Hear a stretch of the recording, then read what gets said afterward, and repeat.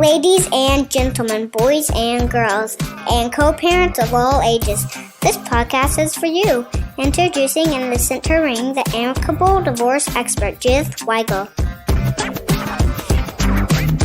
We're doing a series on narcissism this month because it's so popular. It's a topic that keeps on giving. There are so many different aspects to being in relationship with a narcissist, from identifying that you are, which nobody can do. We're not set up to do that, to being in the relationship, which is like, oh my gosh, what's going on? I have no idea, to realizing you have to end it. Lest you think that you're the only one and that there's something wrong with you because you may be in a relationship with a narcissist and you're smart, you're successful, how could you miss it? Please. Fauzia Khan, our guest today from Toronto, Canada, is going to take you through her story. It will be so connected to you and so inspiring on the way she's handling it. So Fauzia, first of all, thank you so much for being with us. Great. Thank you, Judith, for having me. I'm very excited to be here. So when I met you, successful, wonderful life, friends, family, travel, successful business, financially successful, I don't think you had as your primary goal to raise children young in life, correct? Or did you? I did. However, I was more focused on my career. And by the time I met my ex, I was thinking of having a child. But within the first year, I realized very quickly it was not the right decision. So I decided not to. No, that's fine. How old were you, though, when you met him? I was 42. Okay, so that was the important part that I wanted to bring out.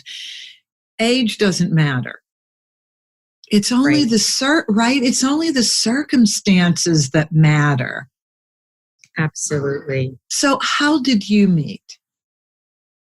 We actually met online. I was a career-oriented woman, so I really didn't meet a lot of people other than the people within my workplace.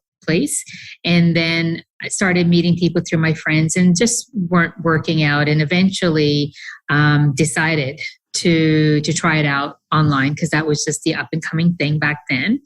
And so I did, and met a few different, guys on there, and then met my ex, and he blew me away. That's what I was going to ask you. What about him made a difference and made him stand out from the other gentlemen that you met?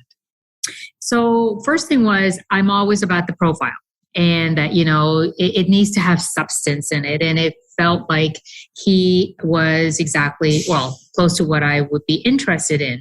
And eventually, once I started talking to him, honestly, Judith, he was just saying the right things, and not just like, and this is just all on the phone, but it was just, even intellectually, we were connected. And once we started to talk a little bit more, like deeper conversations, it just felt right. And then, of course, he was sending me beautiful emails along the way and just telling me all the good things that a woman wants to hear. Very, flattering. And all this happened before we even met in person. So there was a lot that occurred. I mean, our conversations were 2 to 4 hours.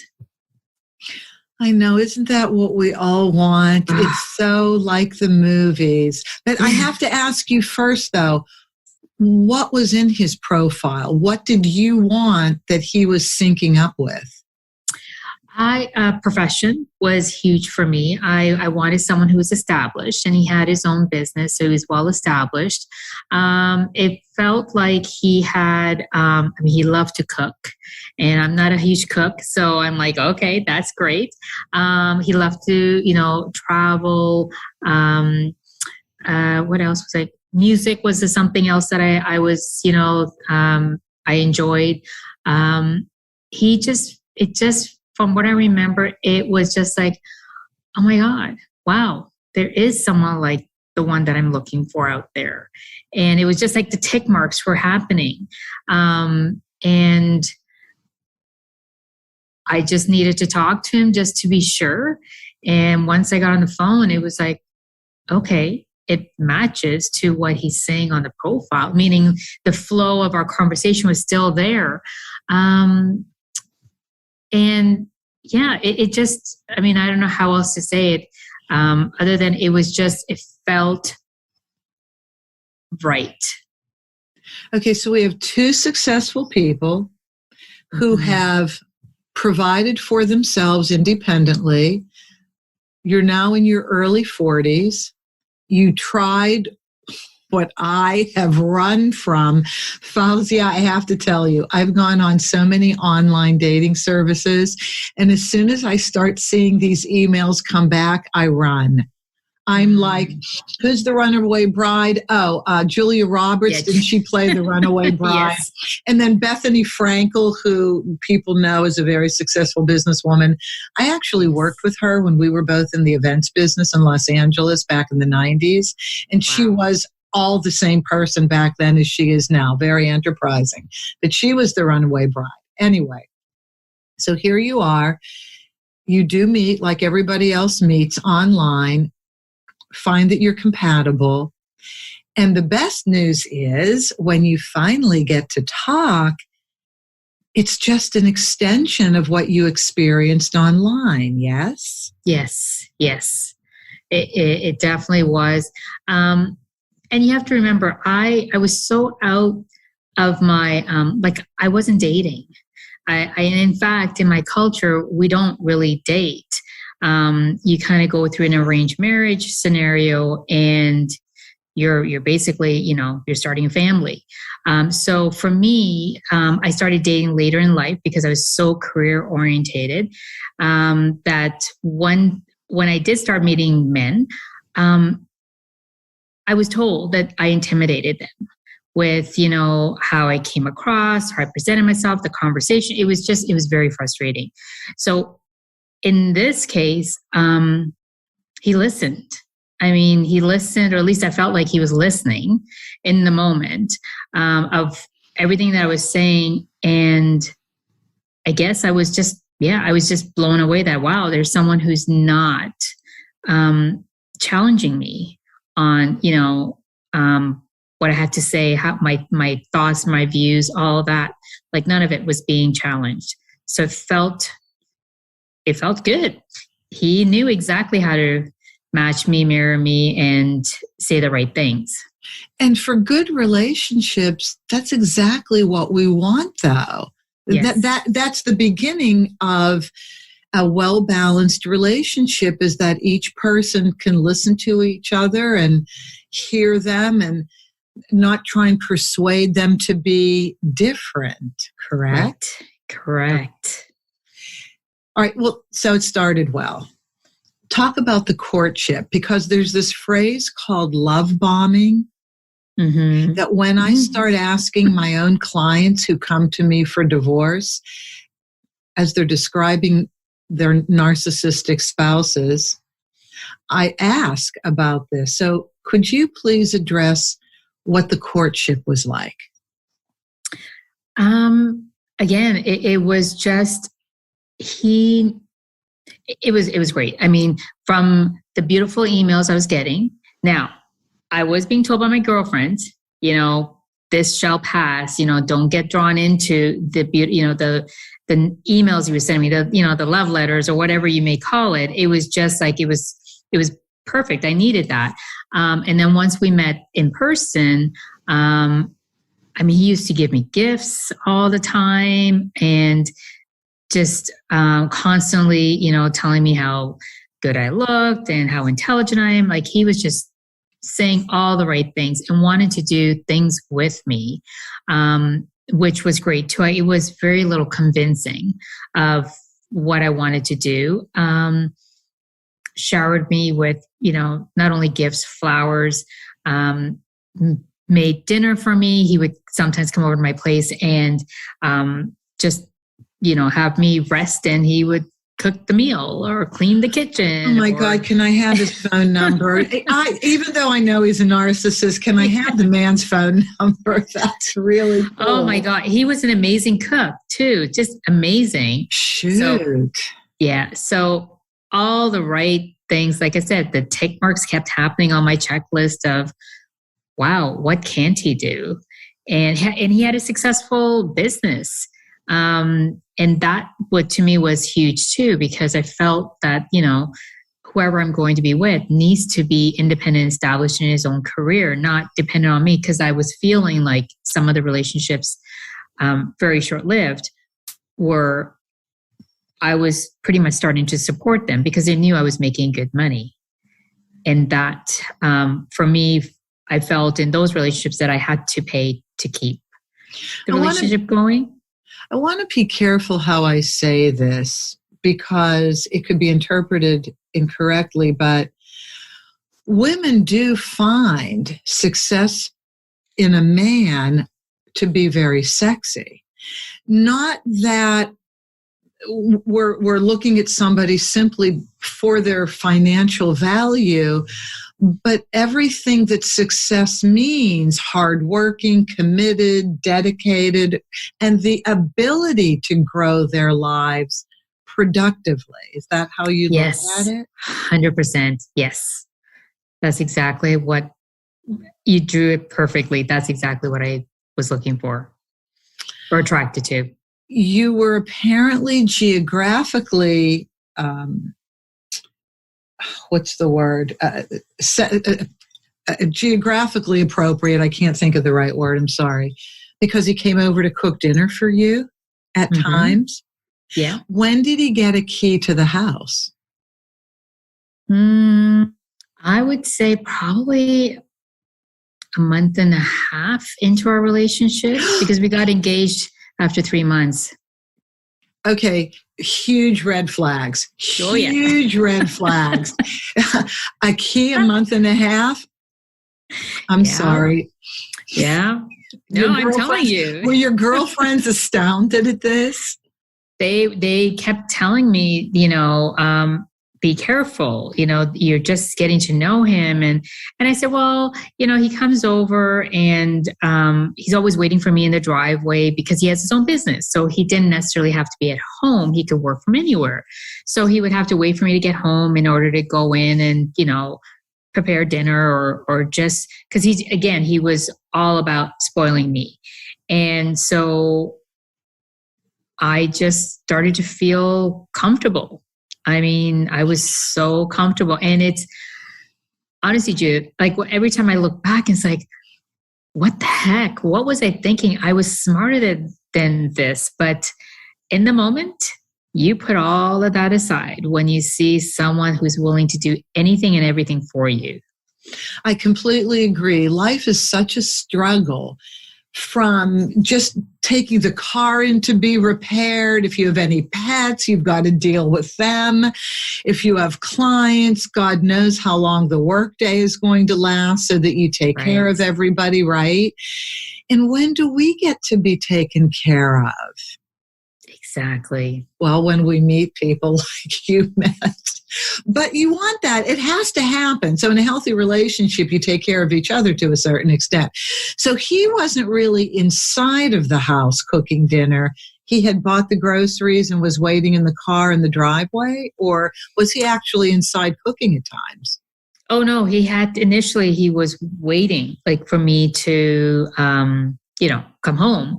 Or once in a while, he would just say, can I come by and pick up the key so I can just start preparing the meal in advance?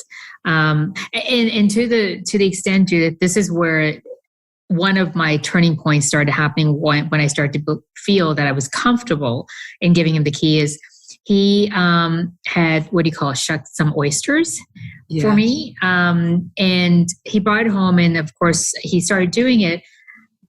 And I thought, okay. And I was actually on my way home. And he said something strange. It's like, well, when are you going to be home? And I said, oh, I'll be home in about 5 minutes. He's like, oh, okay. Hurry if you can. I'm like, okay. Well, I got home. Well, what ended up happening is he cut himself. And I guess when he was trying to shock, it wasn't working. I mean, whatever, it slipped, and he got a deep cut. And so he had wrapped his finger with this tons of paper towel. And I'm like, oh my God, let's go to the hospital. He's like, no, I want you to have the oysters first. I want you to enjoy it. Don't worry about me. This is about you. I just wanted you to enjoy this because I know I have. And of course, I'm thinking, what? Like, you're putting me in front of, knowing that you have, and not knowing how bad it was. It turned out it wasn't as bad. He needed a couple of stitches. But the fact is, it just felt like, wow. Like, he wasn't upset that I was late. He was just more like, no, I want you to sit down and enjoy these. And then we can take care of me. I mean, I'm relaxing right now thinking this is really terrific. Now, when did you get married? How long into the relationship did you marry? So he proposed. 3 months. You already said that. 3 months. He proposed to me in 3 months. In fact, he went to see my mother, and who, by the way, was not a fan of him.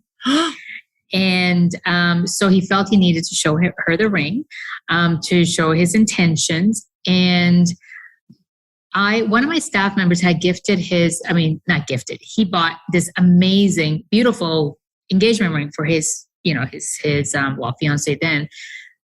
And I was just saying to my ex, oh my God, he bought her this $25,000 diamond ring, and that's so beautiful. And of course he can afford it because he came from a well-to-do family. Well, my ex felt almost like, how dare he do this? And being my staff member, so my ex ended up buying a ring that was like $45,000, and he needed to show my mom the receipt. He needed to show her the ring, and I'm thinking, who does that?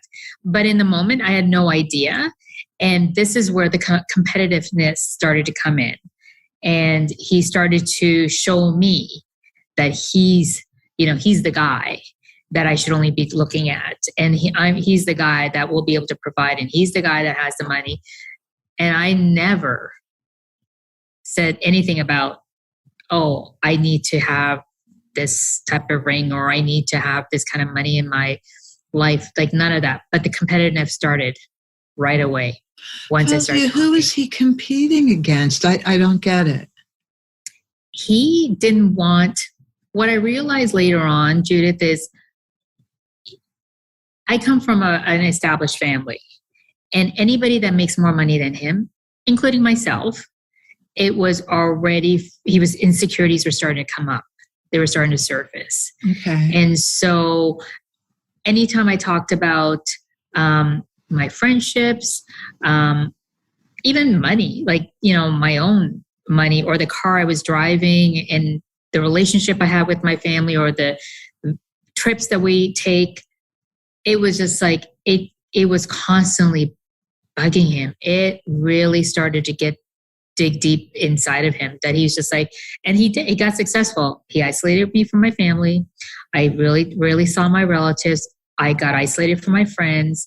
I had to change my job, and I moved out of the banking world, and I moved out of the branch because the people there were starting to irritate him. And I didn't realize this.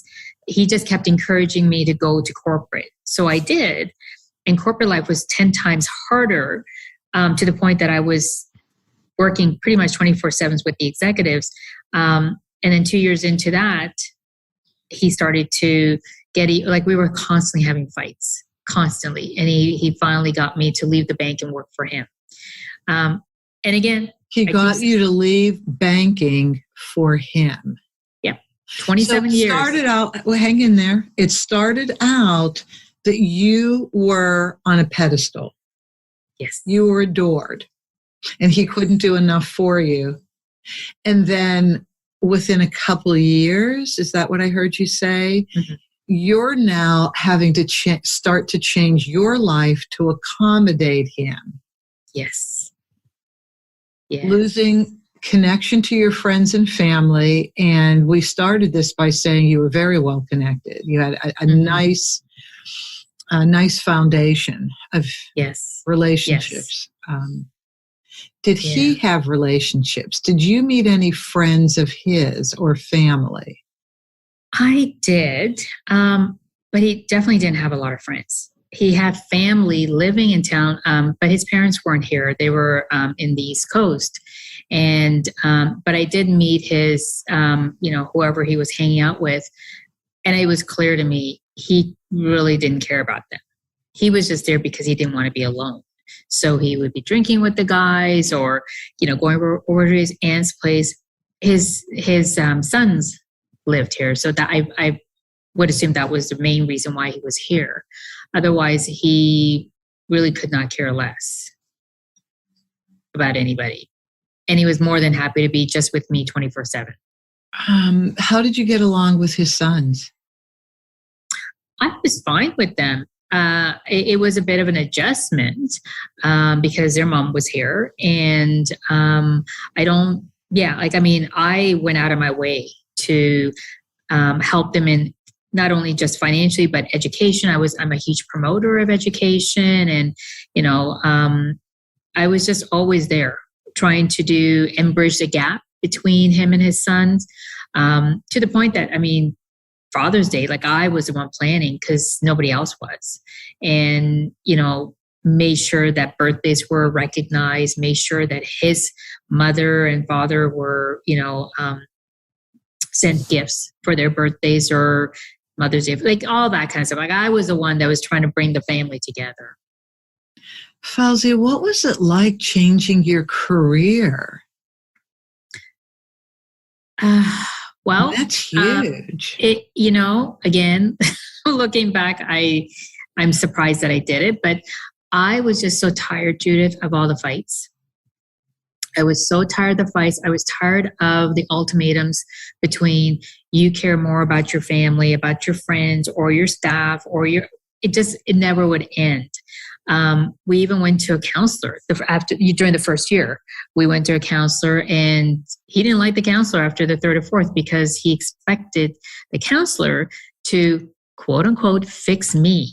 It wasn't about him. And when she started focusing on him, he walked out. He just said, this isn't about me. You were supposed to fix her, not me. So all these red flags were constantly showing up. But leaving my career, it was hard. It was hard. And I was burnt out. And part of it was because of my job. But the other part was when I got home, it just never stopped. He still cooked, but it was constant. You don't do this. You're not around me. You care about other people. Like the mental abuse that started to happen, it was just, I was done. And I had to start making decisions to alleviate that stress. What's fascinating to me with each and every story about getting involved with a narcissist, it's kind of the same. It's you're put on a pedestal.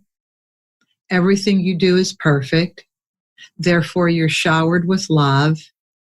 And then it's not that far into the relationship where nothing you do is right. Yeah. It slowly erodes, it sounds like, but then it's you're just at a point where your back's against the wall and there is no decision you can make that's right. Did I say that correctly? Yeah, no, absolutely. It didn't matter what I did or what I said. Either it was always wrong. There came a point, Judith, and I know you're going to think this is crazy. I had to apologize for things that weren't even my fault or my mistake. Not crazy at all. To the point I would say, oh my God. He goes, yes. I'm like, what do you mean? He said, no, you said God. And I'm like, so now you're telling me you're God? He goes, well, I'm perfect. And I used to laugh and he was not laughing. He was serious. In your research on this personality type, why are narcissists showering you with love, attention, presence, adoration, and then that sets you up to be the victim, kind of, to constantly feed their needs. Can you add to that? Yeah, I mean, what I've found is that I'll use my example. He told me, I asked him at one point, why did you pick me? And he said, because you were successful. You come from a family that, expected you to be married. So you were a good target. He didn't use the word target, but he just said you were that person where I thought I could fix you and be my quote unquote slave. Like literally, he said to me that, and then the more I read about this, it's true. They're victims, or I shouldn't say victim, but the target is someone who is well established, is successful, because that's a huge, what's the word?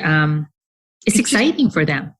It's exciting. It's something that it's a huge, it's a huge draw.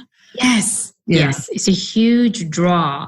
And that's what he said. He was so determined that he could change me and that he could get exactly what he wanted. And when he realized that I was pushing back longer than he expected, that's when he realized that this isn't going to be easy. And every time he got me into those corners where he thought I was breaking and I didn't, he will walk away and start to recalibrate what could he do differently to get me even in a much more vulnerable state that and he did. I tried to commit suicide twice because he got me. I was starving for acknowledgement. I was starving for attention, and he knew it. And I kept saying to him, I said, it doesn't matter what I say or do. I could repeat exactly what you said, and you would tell me I was wrong. And what do I need to do to earn your affection? Even a hug. And he's like, I'll let you know, but you haven't earned it yet. I said, well, I think that was like 3 years into our relationship, or 4 years. It was just by the fifth year, I think, was my first attempt.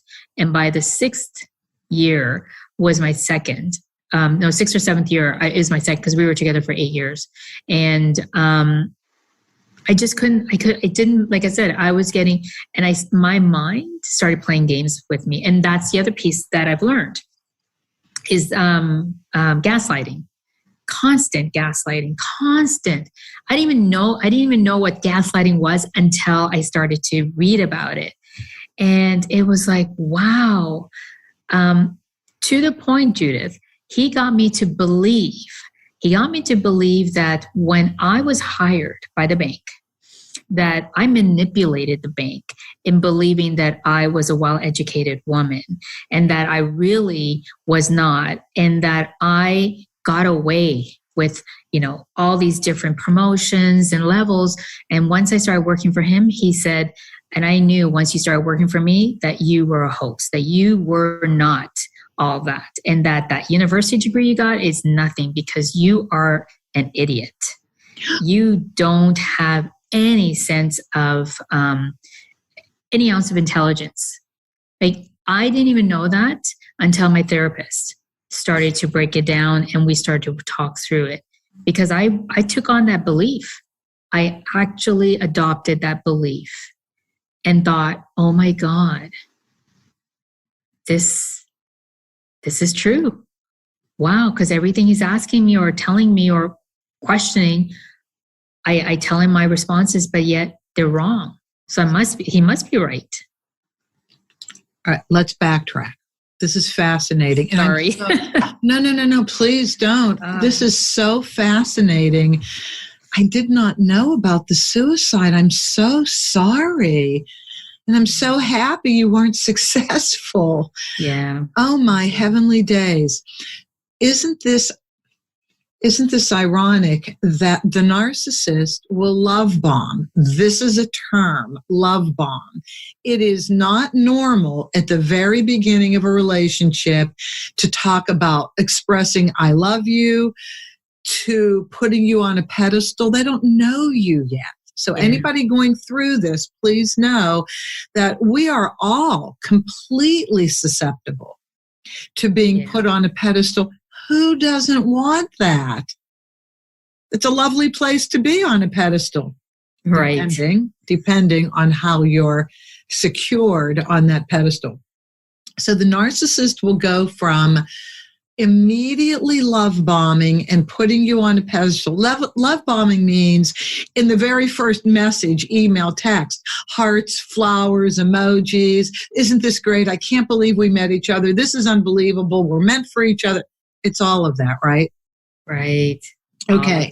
And in your particular case, so well said, why did you choose me? He chose you for all the wonderful qualities that you have and had at that time. Successful, hardworking, great family, connected to that family. And those were all the things that became wrong and that the narcissist tries to tear apart. Mm-hmm. It's also fascinating to me how easily we, all of us, can be turned around from feeling confident and proud of our success to questioning our intelligence and our success. Isn't that shocking? Yeah. No, it's so true. So you can be the most successful person in the world, and we've all heard stories about very affluent widows who had great marriages, and they become targets. Mm-hmm. So it doesn't matter who you are. It's so easy to become a target. Yeah.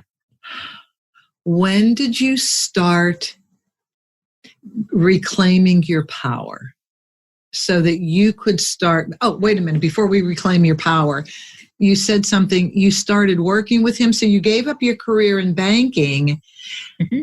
and the place you went to was his company. Yes. Okay. Talk about being in jail.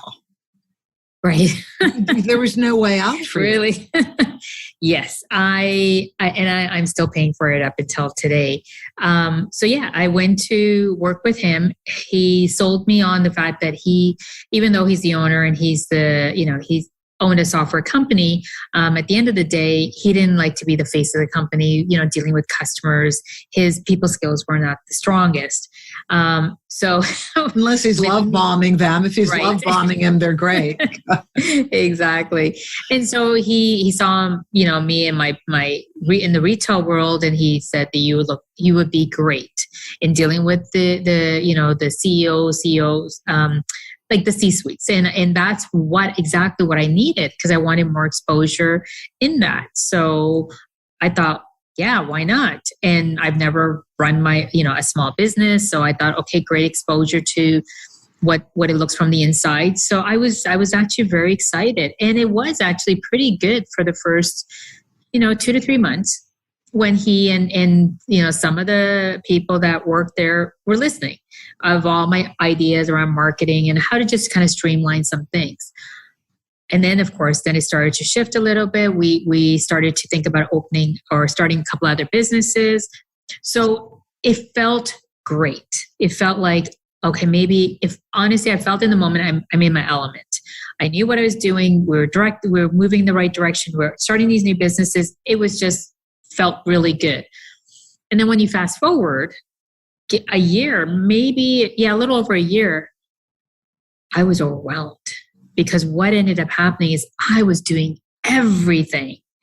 And not only was I doing everything with the businesses and the new businesses, we were traveling, but I was also taking care of the personal stuff at home. And I got to a place where I started booking his dentist appointment, his doctor's appointments, and he would get upset if his laundry wasn't done. And what have you been doing? And I kept questioning that for myself. I'm like, wait, why? What am I doing? And then hold on. I'm doing everything. I'm running the businesses. I'm doing the personal stuff. I'm getting no sleep. And yet then he gets upset when he's watching TV and I'm not sitting beside him. Gets upset that I'm getting up early because I have to work and he's still, in bed. It just it was just getting worse and worse. And to the point, I used to do ballroom dancing as a hobby. I had to give that up. There was a whole level of, insecurities around that. And so I got to a place where I was running these businesses, overseeing everything, dealing with the clients and with the staff. And in the end, all I kept getting was even more heartache, because it was just like, it didn't matter what I did. Either I was a bad wife or I was just a bad employee. He started using that as another ammunition of, you don't know what you're doing. You're dropping the ball. And I'm thinking, hold on. These are your responsibilities. I've told you what you need to do, but he would always be throwing it back at me. And he was good. He was good at manipulating the whole situation. And so I got to a place in the 7th year, and I was broken. I was broken to the place that is what pushed me towards my second attempt, because I was broken. I was so tired, Judith. I was so tired. And by this point, I hadn't spoken to my mom for a very long time. More than a year? I'm going to say we saw each other briefly for maybe a birthday or something, but it was always with him. So the conversations were very, generic. Your mom's in Canada? She was 10 minutes away from us. I couldn't even go to see her. And I felt awful. And she just said that, well, I know you're busy with work. And she believed whatever I told her. And she was very supportive of my marriage. And so it was really, really hard. And at the end, it was really bad until I finally started to wake up, which was because a friend of mine ended up meeting me and said, you're not the same person. Like, you are not the Fauzia I knew like 6-7 years ago. You've just changed. And I couldn't understand it. She said, you're like running around like a chicken without a head, all doing things, and you're constantly, out of breath or whatever. And she said, I think you need to see a doctor. And so I did. I went to see my doctor, and she put me on Prozac. And she said I should see a psychologist. So I did, and I did an assessment, and it was determined that I was clinically depressed.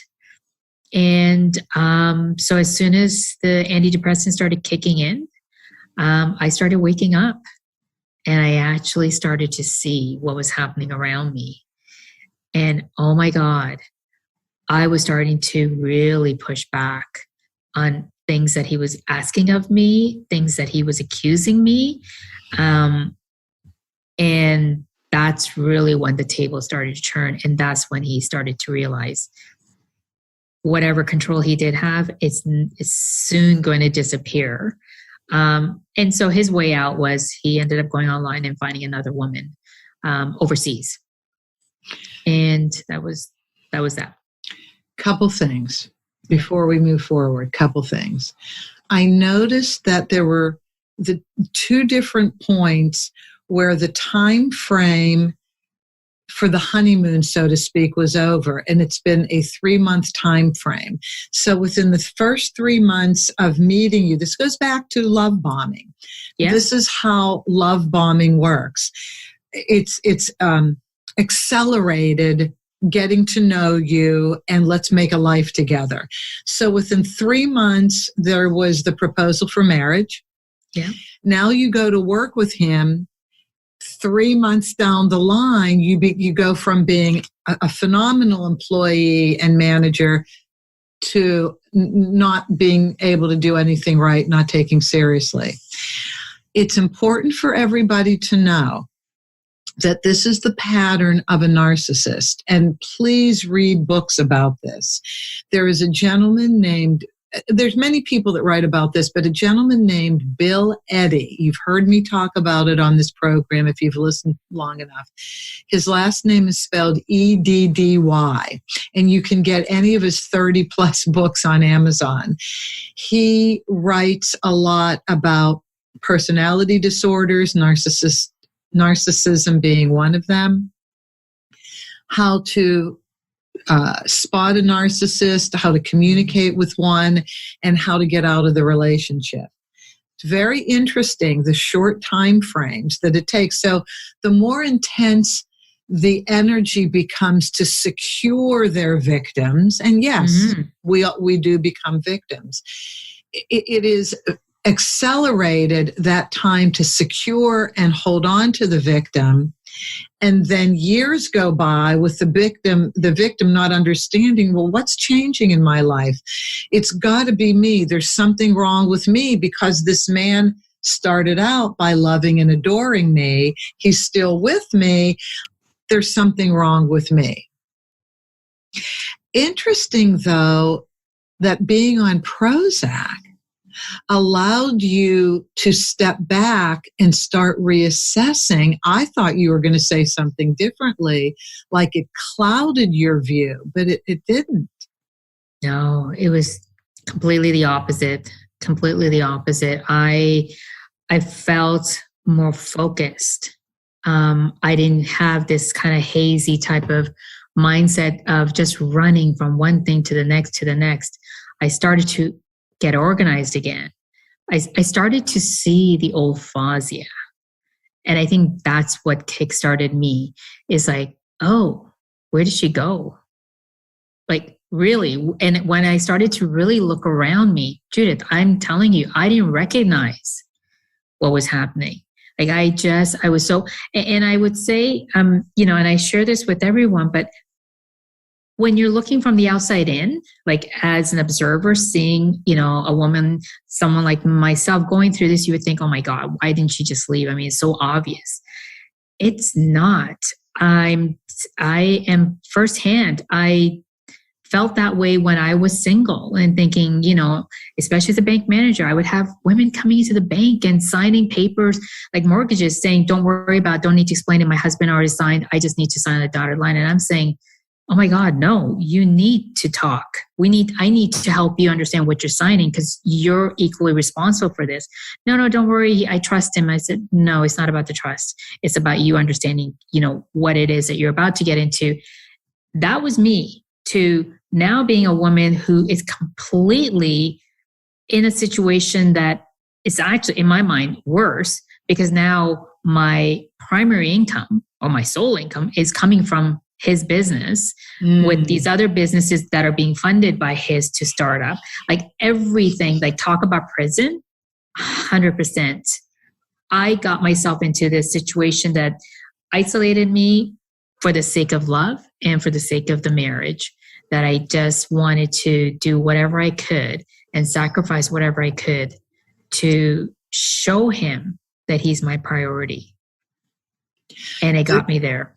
There's a term called, or phrase, romance fraud and financial exploitation in relationships.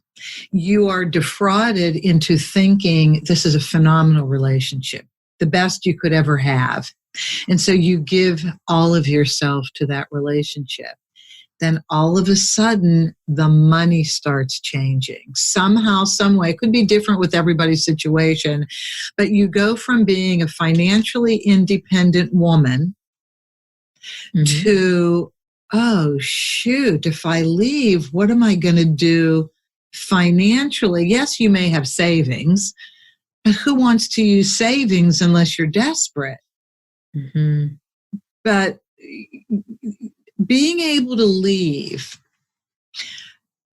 is hard if you don't have financial independence. Right. And that's what keeps women in relationships that are unhealthy. They don't have financial independence and they may not have a family that can financially rescue them. So what did you do on the financial side of your life that allowed you to leave the relationship? So in my case, I didn't have much of a choice because he left me for another woman. What ended up happening was, well, mind you, I'm still struggling with it. Are you in the process of still divorcing? I am in year 4 of my divorce. Year 4. And just so you understand, we had no kids. The only thing that we needed to split up for those 8 years is our finances. And in that time, not only did he meet the woman that he left me for, they had a child, and that person with her child has left him. And he's still overseas. But because he's a narcissist and because I'm standing up for myself on my share of the matrimonial home, my share of the investment property, and a couple other things that are equally like I'm owed to because they were joint, he's fighting me on it. And he's come up with his biggest issue is he now believes I was in control of finances for all the businesses because of my financial background. I did all of that, and now he's using all of that to say I wasn't given authorization. The banks have my his authority for me to do everything. So now he's saying I owe him money. And the reality is, Judith, he's a narcissist. He's still making good money, and knowing that he may walk away with this with no money, is fine. He will be extremely happy if I walk away with no money. Like, he's willing to throw it all away. All right, but wait a minute. What you have personally is different from his business, though. Oh, this has nothing to do with the businesses. I actually said just to keep things moving along, I don't want the business, anything to do with the business, even though I helped increase the revenue. I just want the joint property is personally, it was a joint investment property along with the joint matrimonial home, and my savings, which is more than his, are frozen because I had said everything on his side needs to be frozen because I'm afraid that he's going to take it overseas until we get this settled. And so he said, okay, well, I want hers to be frozen too. So I've made it extremely easy for him to settle, and he continues to drag his heels. It is going to get resolved this year because my lawyer and I finally got him to a place where we got in front of the second judge. In Canada, you have to go through different layers. And now we just saw the second judge, and she stripped him a good one and basically said, you are going to have a court date this year. And he's like, he told his lawyer he doesn't want a court date. And the reality was, we got one. You need one. You need one. It's the only way it's going to end. That's what I was going to ask, Fauzia. And this is, I'm a divorce mediator, and the name of the podcast is Amicable Divorce Expert. But there are times when you just need to go to trial. Yeah. You just need a judge to say, this is the way it is, done, end of story, bye-bye. Yeah. And the perfect part is, even though I've been after him for 2 years to go through mediation and arbitration, he's been saying no, no, no.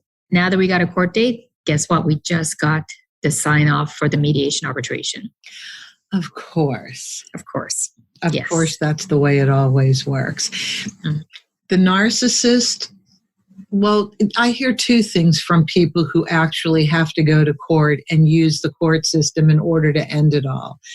Either the narcissist is compelling and somehow the judge sees things their way. I would love to be in the courtroom because I don't understand how this can happen. Judges, come on, there's the law.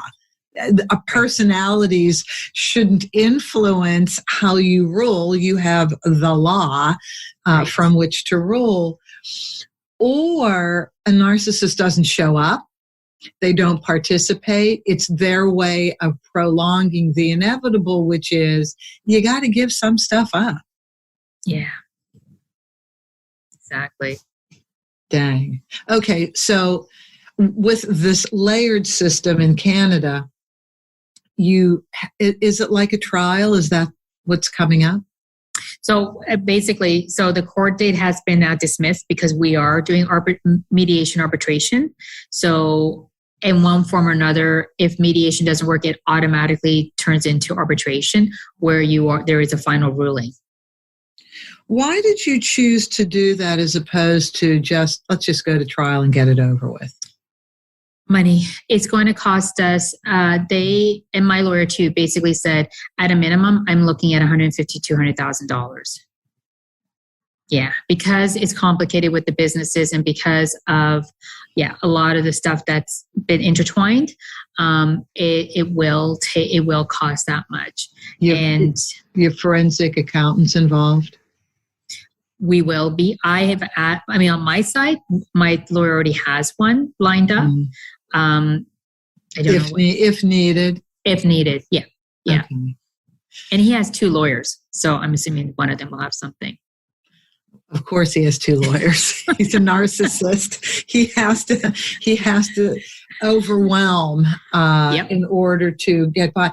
A narcissist needs to be replenished. Their power needs to be replenished over and over and over again.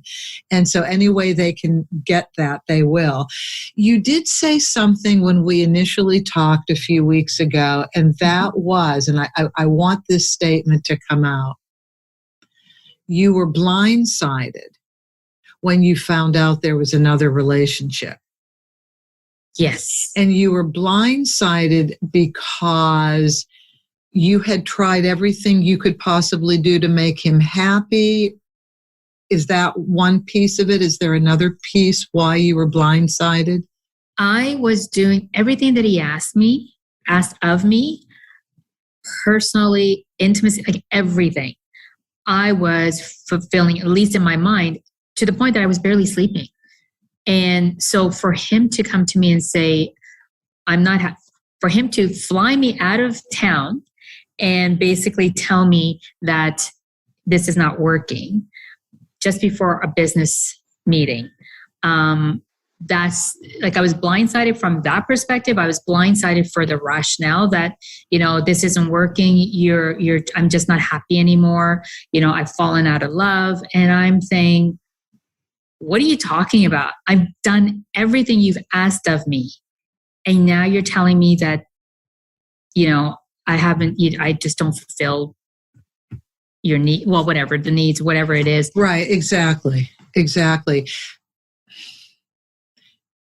This goes to show that you can never do enough.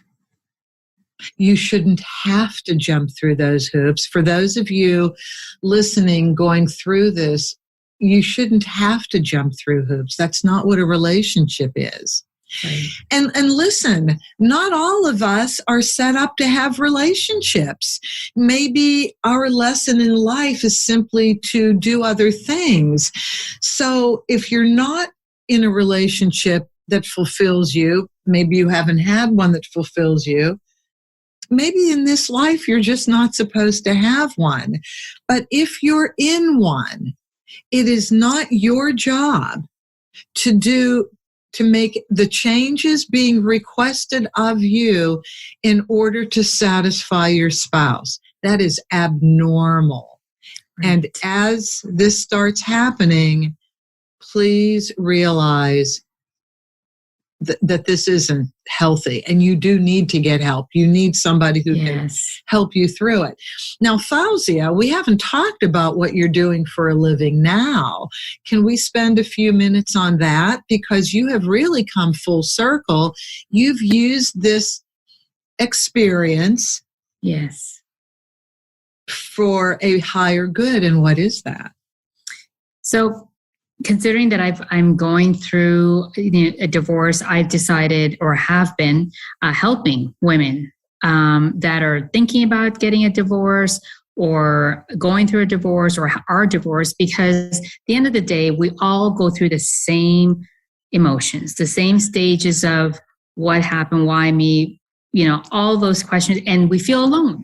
I mean, we all recognize you feel alone and you feel like this is an isolated situation. You did something wrong, especially if your background, your ethnic background, there's another layer. In my case, coming from a South Asian background, divorces are taboo.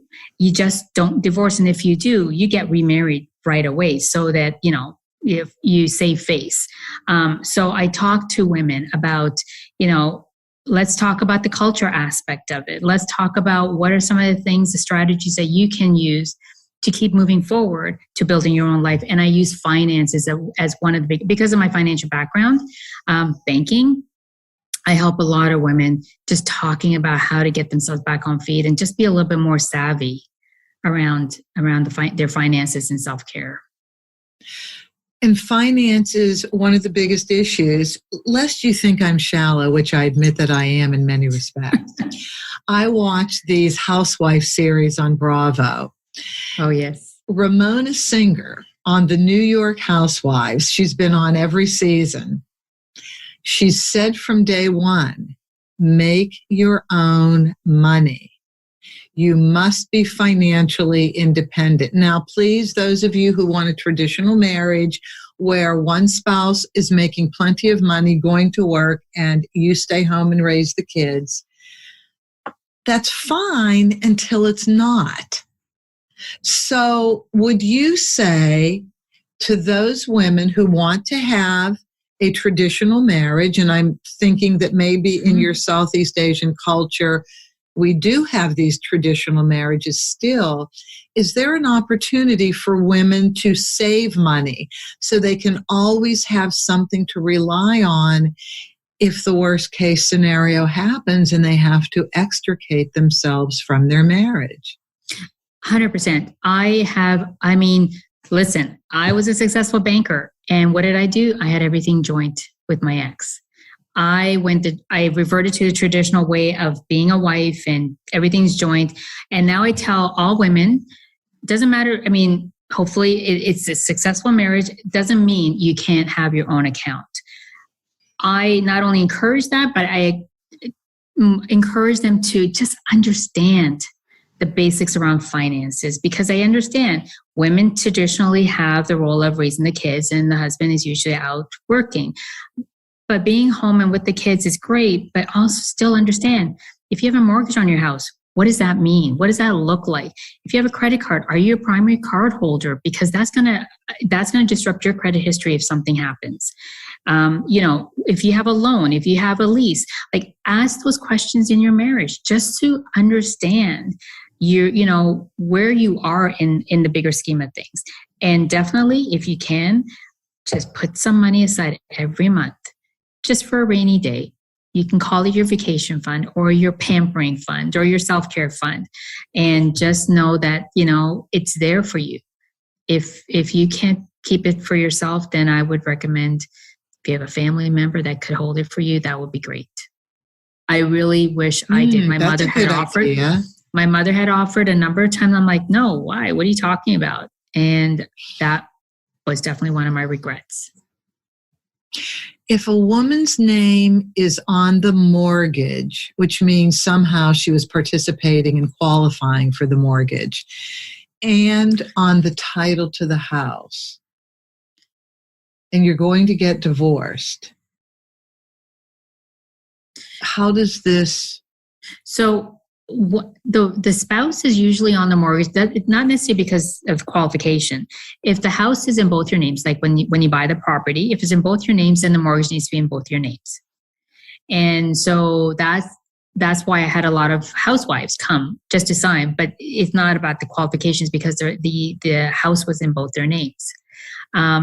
If they're going through a divorce, then basically that house, somehow that debt needs to be paid off, or one spouse buys the other spouse. Like in my case, we ended up selling the matrimonial home and the proceeds went into an interest fund until the divorce is settled, because that's the problem.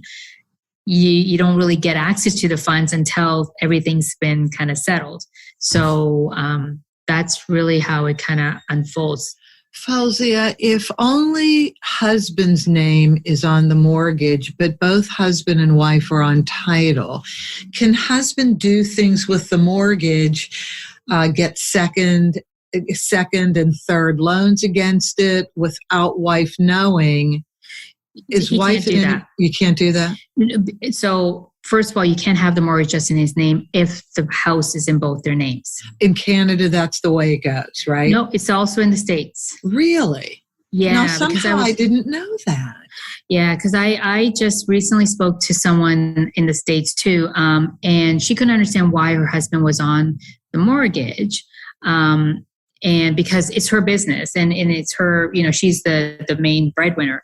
And then we kind of investigated a little further, and it's because the house was in both their names. Because she's like, I just wanted this mortgage in my name. And I said, you can't. If the asset, because it is an asset, it's a collateral against the debt. So if the debt isn't paid, if it goes bad, then they'll go after your asset. And if it's in both your names, then both parties have to acknowledge. I think that you working with women who are in narcissistic relationships or any type of high conflict relationship with a spouse, I think the fact that you can bring financial information to the table is golden, because I think that's, other than culture and the guilt that people have over the issue of possibly getting divorced, that's a big issue, the guilt. It's the money that holds them back. Mm-hmm.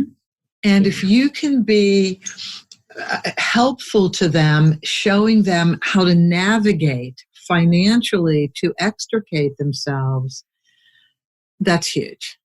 That's huge. So if people want to get in touch with you now that we're at the end of our hour, if people would like to get in touch with you, even though it's going to be in the show notes, for those listening and want to jot it down now, how do they do that? They can reach me at, have a website. I mean, it's a long name. I'm going to change the domain. It's called findyoursparkduringdivorce.com. Or easier way, my email address is F as in Frank, Khan, Khan, at sparkupjoy.com. Okay, let's do that again. The website again, please. Find Your Spark During Divorce. FindYourSparkDuringDivorce.com. That's the website. And then the email is F as in Frank, Khan, Khan, I'm sorry, FKHAN at slightly different. Sparkupjoy.com. Okay, so you have to make them the same. I know. Yes. Rebranding is because we want people to find you immediately. Yes. Fauzia, I mean, you're going to be so helpful to people. First of all, that you can relate to what they're going through. My God, coming from the success that you enjoyed as a single person to the trauma that you went through to the point of suicide, my God, in a marriage to now flourishing again. And that's the whole point, flourishing again. Yes. And it can happen. Fauzia, thank you so much for joining us. This was a real treat, a real learning lesson, and thank you for sharing. I really appreciate it. And thank you, Judith, for having me. I really appreciate you giving me the opportunity to share my story. And please come back again. Yes, please come back again. We can talk about money at that time, really how to deal with money. Thank all of you for joining me. As always, I appreciate you. I hope you found this helpful. I know you have, because the downloads increase as we talk about narcissism. So I know this is an important topic. If you would like to reach me, you can do it through my website, theamicableddivorceexpert.com, or email me any questions or topic ideas at judith@theamicableddivorceexpert.com. Please send this to your friends, have more people subscribe. Extremely important people we have on the show. And as always, have an amicable day. That's our show for today. Thank you for joining us. Be good to yourselves, be kind to your spouse, and cherish your children above all else.